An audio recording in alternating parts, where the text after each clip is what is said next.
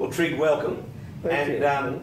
Your history with the CYC and the Sydney Hobart race, the Halvorsen brothers, is synonymous. And tell us about the early days. You were a member in 1946. You became a member of the CYC in Yes, January 46, my membership came through. I had applied earlier, but didn't. Right. And what were the early days like with the club and the characters and the boats? Oh, all very casual. All loved the sport. None of them had any money. So there was a lot of free work done around the waterfront for the yachtsmen going to Hobart. Yes. And you competed in the second Sydney Hobart race in Saga? Yep. Yes. And you did very well in that boat? We came second. Yes. Christina won it, the boat designed by her father. Yes. We were quite happy to take second to her. Yes. But, I mean, I said earlier that the name Halvorsen and the Hobart race is intertwined. I mean, you cannot mention the Sydney Hobart race without mentioning the Halvorsens. I mean, your record I don't think will ever be surpassed, not only in the victories you had and the places, but you designed your own boats, you built your own boats. And, I mean, that will never, ever, I don't think, be done again. I mean, that must have been a great thrill to be able to start from scratch with plans, then build it and then sail it, all those boats. Yes, it was a wonderful sport, and we had a crew that were very interested as well. Whenever I thought of something new, they were all in favour, and they would give up their time, Saturdays. All the crew helped build the boats, and that's how interested everybody was those days. So Saga, we did well in Saga, then Gynt came along. Gynt, yes. Tell us a bit about Gynt. Gynt was, the hull was designed by Magnus, and I did all the profile, layout, sail plan and all the engineering.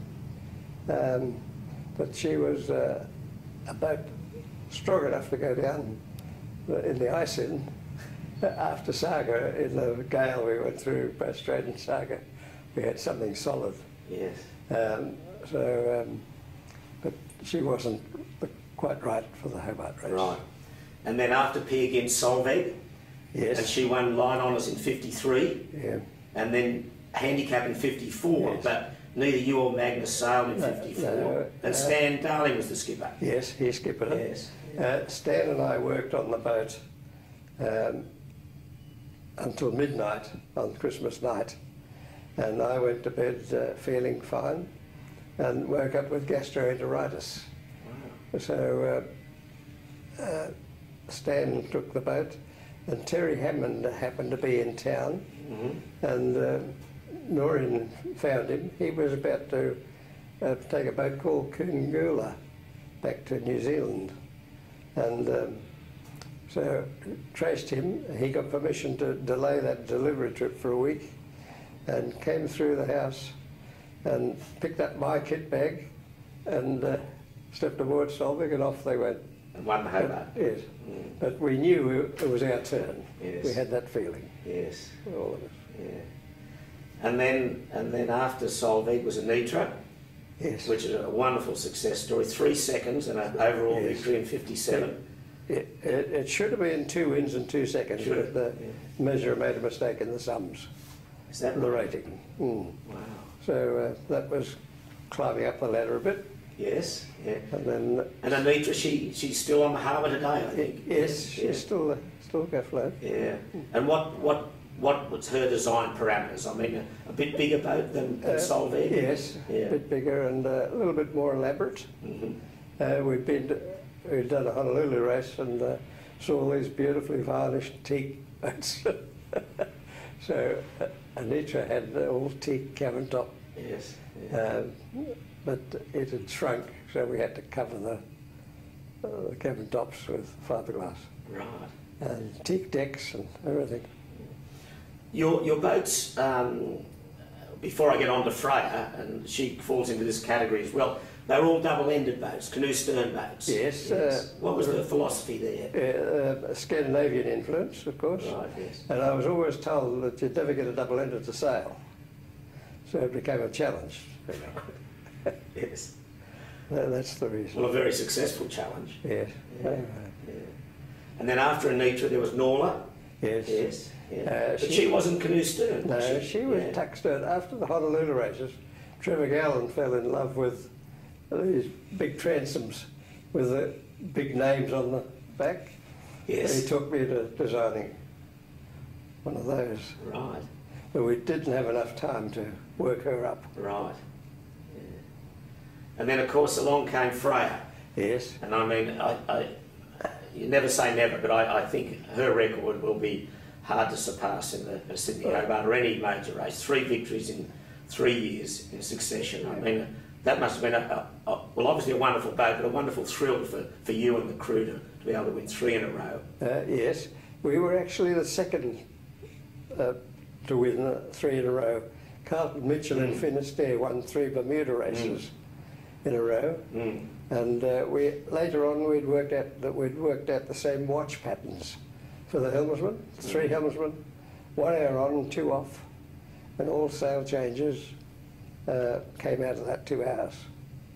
We felt that 2 hours down below was enough. If you spent any more time, you get too dopey. Took too long to wake up. Right. Yeah. So that worked out very well.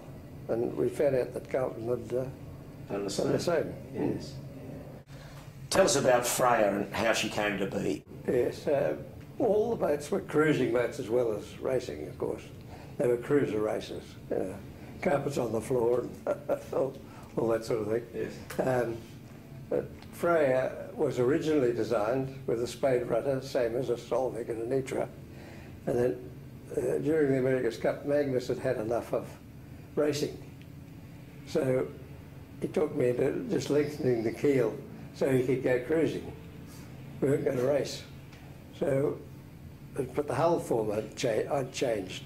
Solveig and Anitra developed. And the long keel was good for cruising, as you know, sitting on the bottom and easy to steer. But it was the hull form that did the work on Freya. It turned out that she had a Bell's University at Sydney, when they were doing alterations to Gretel, discovered that I may have had a model made of Freya, gave them the design, and took them sailing to sea in Freya. And they didn't know anything about pitching motion. So Freya was the basis for the Sydney University to learn about pitching motion. She was a very sea-kindly boat. Yes. That helped, of course, in rough weather, that you could push the boat much harder, being so sea-kindly. But Magnus wasn't going to race anymore, but we went to Hobart. So she had quite a short rig, and just fitted out for cruising. Right. 2 banks of batteries. The fridge was electric and run off the batteries. We had a second generator, came out of a bus, enormous thing. It could pump out 60 amps day in and day out. It was powerful enough to run the fridge and charge the bank of batteries. We even carried a spare self-starter because you couldn't crank the engine. The weight didn't worry us. What was the Halvorsen philosophy that brought you so much great success in the Hobart race? The philosophy was that you had to cross that finishing line to win it. So reliability of the boat came tops. We would give up practicing or training to make sure the boat was okay. That was the first priority. So nothing went wrong. And any pre-race plan at all? I mean, no, never. No, took the weather as it came. We wanted to know where we were the following morning after the start. We'd sort of decide on where we'd go at dusk on the day of the start, and then go from there. And what about the crews? I mean, you obviously had terrific crews, and a lot stayed with you. I mean, people like Stan Darling, Oh, yes. And Trevor Gow, Trevor, yes. Magnus. And, Yes. Yeah. The four of us were together a long time. We found out we were all born in August, which was strange. But they were wonderful men. Yeah. Stan was like another son to Mother. Yeah. He even used to call her Mother in Norwegian. Yeah. But Stan was 13 years older than me. Right. Yes. So he was getting on a bit. Yes. Yeah. And the fact that you said that he sailed in all the Hobart races with you, Yeah. except the very first on Saga, Yeah. and the last time on Freya. That's right. Didn't he? Yes. Yeah. And Magnus navigated Freya The third time. Yes. Yes. But I mean, people go to Hobart, and there's thousands of them have been, who've never even looked like any other place. That you win 3 in a row. I mean, tell us about that. Must have been a wonderful thrill. We didn't expect it, of course, but the weather must have just suited us. We always did well in heavy weather because we knew how hard we could push the boat. Right. Yeah. And you knew the boat would get through. And we knew the boat would get through. We could hang on to the big boats in heavy weather, Yes. going to windward. Yes.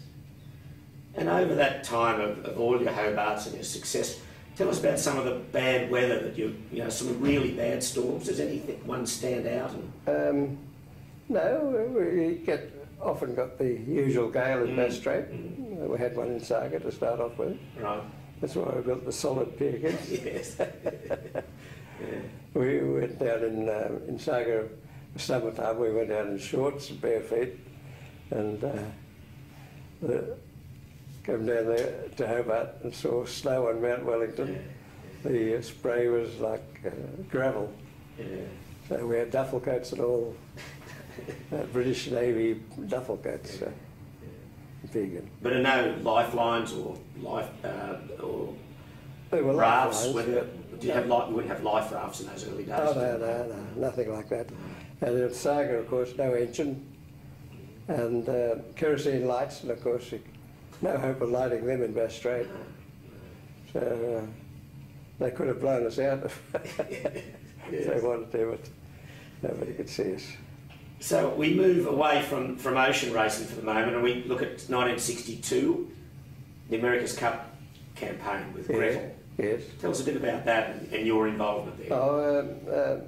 Sir Frank Packer phoned me one day and asked me to get involved, and he asked me to get Vim back into racing stages and teach the crew how to maintain and towing and that sort of thing. Now, I ended up being in charge of maintenance of the 4 boats. We took over Vim and the 2 tenders. And all the towing, I was in charge of towing from New York up to Stamford and Stamford to Newport. And I was one of the 3 helmsmen. Only 3 of us were allowed to sail Gretel. Archie Robertson did a wonderful job of training the crews. Jock came in quite late. And I was the number 3 helmsman. In case, luckily, we had to have 3 because Archie Robertson, unfortunately, his nerves went, so he could not have sailed the boat. But of course, you built the boat. We built the boat, yes. Yeah, Gretel. Yeah. At cost, and we owned one of the tenders, the offsider. Yeah. But I mean, Australia's first foray into the America's Cup, and look where it is now. I mean, the whole game has changed, but that must have been a wonderful experience to go to America and race against Weatherly and that whole campaign. Yes, it was a wonderful experience and met some lovely people. The Americans were very nice to us. They gave us all the information we wanted. There was none of this hiding anything from us. If they wanted anyone else to win it, it would be Australians. Yeah. Of course, that famous second race when we won, that was terrific, wasn't it? Yes. Surf past Weatherly. Yes. Yes. Sir Frank insisted Archie and I go for one ride on the first race, but that disrupted the navigation part. Right. Terry Hammond who was well known in the club here. Yes, yes. He sailed with Merv Davey on trade winds. Yes. Yeah. And I had the choice of, he's the one I chose for navigator for Gretel. Right. Sturrock and Robertson didn't know anything about navigators. Stan was evidently too old, being 13 years older than me, and they called me one of the old chaps. Yes. Yeah. Terry was fantastic. Yes. We were leaving Stamford, Connecticut, and we were escorted with a Coast Guard cutter, and in the middle of it, he said he had to leave us, called me on the radio, and said he had to leave us for an emergency, and then the fog came in, and so we were on our own, and Terry picked up every marker up Long Island Sound in the fog without radar or anything. Phenomenal. Yeah. It was wonderful. And then moving on, you were involved in Australia's first Admirals Cup challenge in 1965. That started in a pub in Hobart. Bill Salters, Norman Ridge and myself having a beer. Norman said he's going to England to do the fast net. And Bill said, oh, let's go for the Admirals Cup. So in 1964, Sir Frank Backer asked Alan Payne, myself and Joe Pearce to go and watch the British Challenge. So from there... For the America's Cup. The America's Cup. Yeah. Then I went to England on behalf of the Admirals Cup Committee to check things out, Cowes and Southampton, those places. Accommodation, make some more contacts. I met Colonel Arthur Chapman. Have you met? Yes. And he showed us around.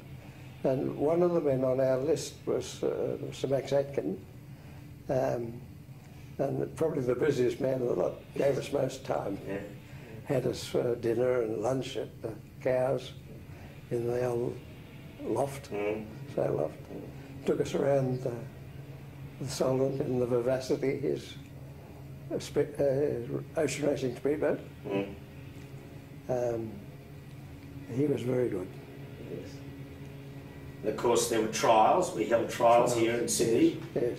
And Freya was selected. Yes. With the other two boats. Yes. Yeah. Unfortunately, over there was no wind. Yeah. And with your short sail plan, that probably hurt you. That's right. A little. Yeah. And all the wetted surface. Yes. Yeah.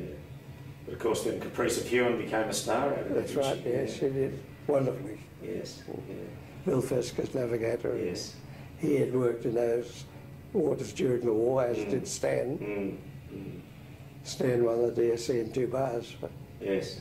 A skipper of a corvette sinking subs. Yeah. Yeah. Fantastic. He knew the area very well. Yeah. Yes. And tell us about the 2 mainsails that were carried on Freya. Yes. The boys could change mainsails in 3 minutes regularly. And the committee heard about it, so they banned the 2 mainsails. And so I came up with the idea of having a mast that automatically changed shape. The mast was stepped on deck with a domed base on it into a socket, so the mast could go in any direction. And being a single spreader rig, it was very easy to set up the rigging. Everything was tight, except the after lower shrouds, and quite slack. You could swing them around like that.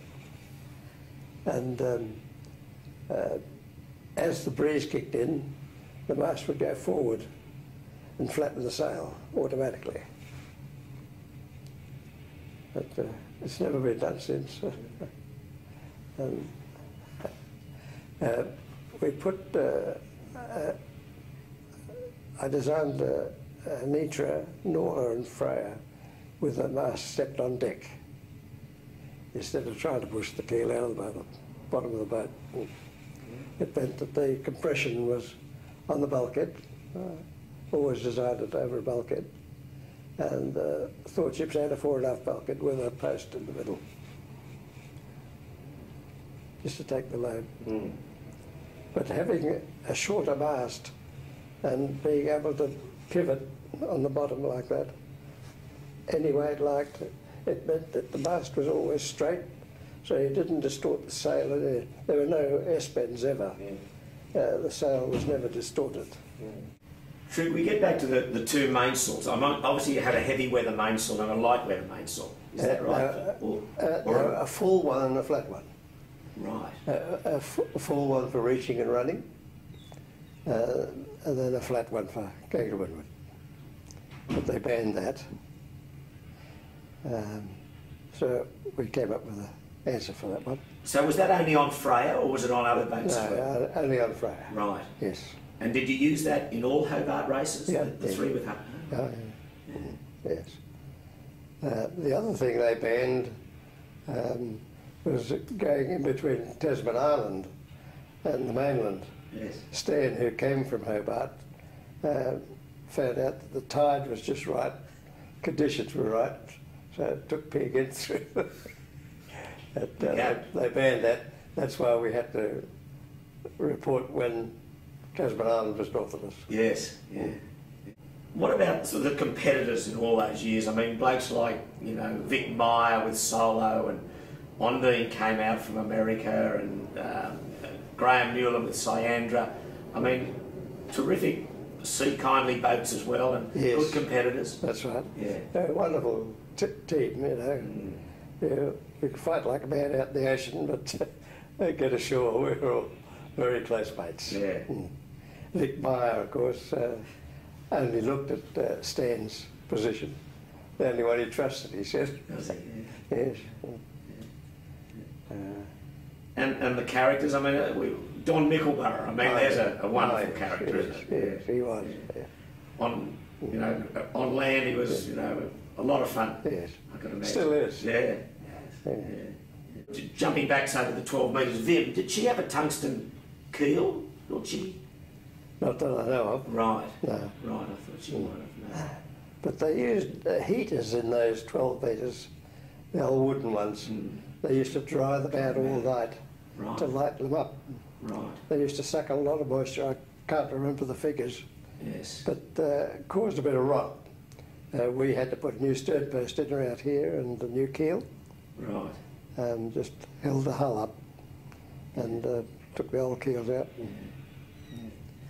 And then 67, Dame Patty went and challenged, but you were involved with Gretel still then to as a I was asked by Alan Payne to do some alterations to Gretel. Reason being that he was with de Havillands at the time, and he didn't want to leave them, and he wanted some fresh thoughts anyhow. But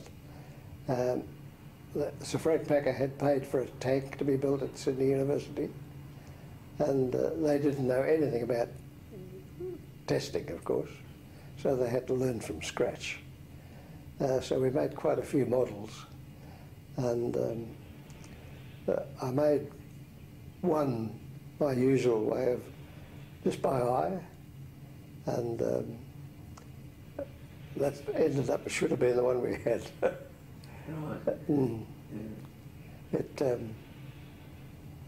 It was the one Trevor liked, and he made all the models. Putting the Hobart race, the America's Cup and the Admirals Cup aside, in I think the late 50s, early 60s, a lot of trans-Tasman races that you competed in from New Zealand to Australia. And the other way. The other way, yeah. Yes. Yeah, what were they? Both ways. Yeah. They must have been interesting races, sailing, you know, basically on the same latitude. And, yes. Yeah. That is a very fair race. It's a pity that stopped. Right. Because the same weather pattern went over the entire fleet. So, the first one was in Peer Gynt. We sailed that from Hobart to Auckland. And then on the return trip we ran into a cyclone just south of Lord Howe Island, and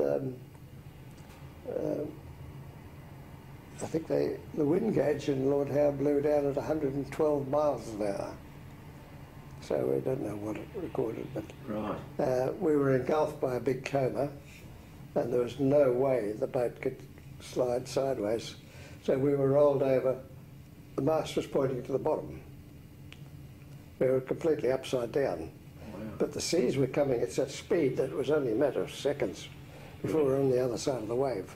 Right. But it was powerful enough to bend solid gunmetal stanchions. And on the bulkhead we had a rack which held glasses, and we put our spare coins in the ones we didn't need. And they hit the deckhead, and they stayed there for months. The suction was so great.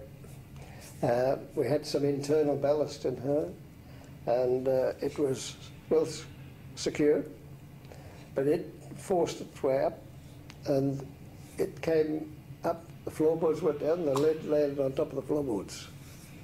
I did a somersault inside the boat, but she was a boat that we could lock up.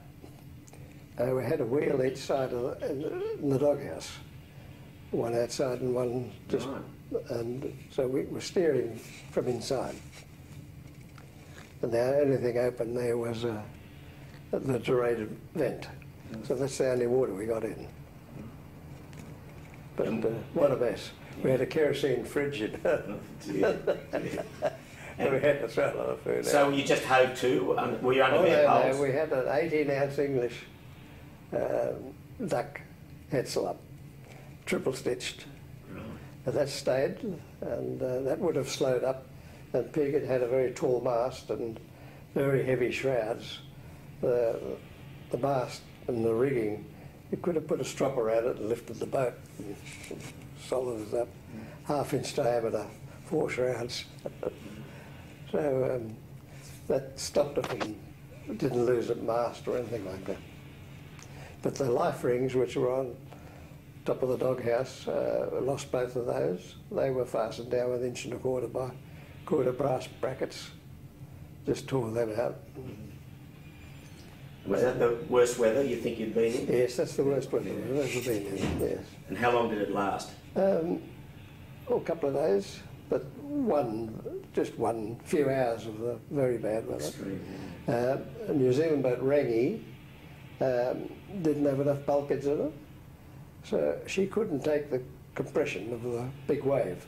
So every beam in the boat broke, and they bailed for their lives for 24 hours.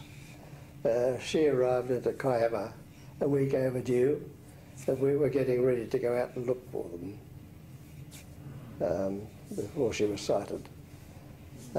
We repaired her at Neutral Bay to sail home. Terry Hammond went home in it. They were blowing a westerly. They left Neutral Bay with a headsail up, and that's all they had all the way to New Zealand. Nice trip. Yeah. The second trip in Piggott was a race from Sydney to Auckland. The deed of gift said that the race shall be run from the home port of the Defender, but being such a small team, it was consensus thing, you know. It didn't matter. It was still 2 crossings of the Tasman, so it didn't make a difference to anybody. Yes.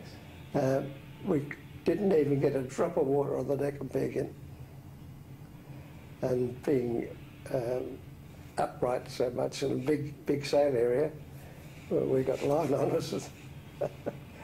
And the New Zealanders liked it, and they gave us 3 cheers, of course.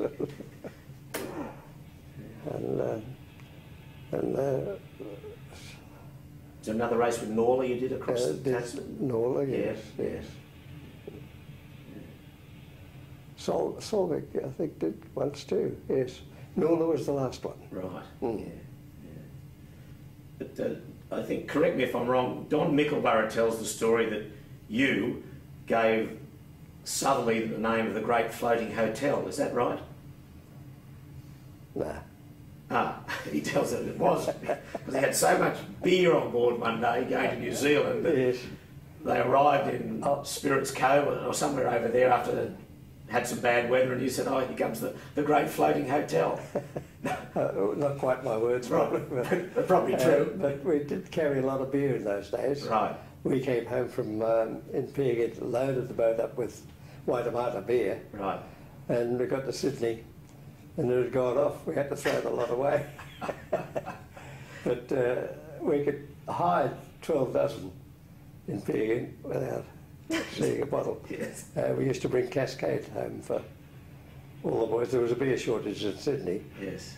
We used to bring it home for staff at work and crew. You were involved with the safety side of ocean racing in the very early days? Yes. I was asked, the CYC had plenty of people capable of going on that committee. The Alfreds had some, Middle Harbour had some. The squadron didn't have anybody that had ocean raced. So I was asked to sit in for the squadron on the safety committee when it was formed.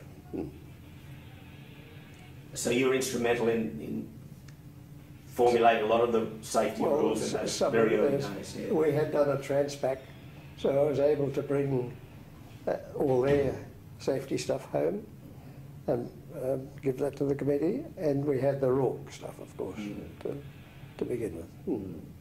Was there anything major there that we weren't doing than they were? No. Not that I remember, Peter. How, I mean, the game has changed. I mean, you look at the America's Cup, they're now racing in 72-foot catamarans. I mean, people just shake their head and say, what's going on? That's right. How do you see the sport today, firstly ocean racing? Well, it's changed, you know, with a different type of boat. Faster boats, of course, but the camaraderie and the idea is still there. It's good.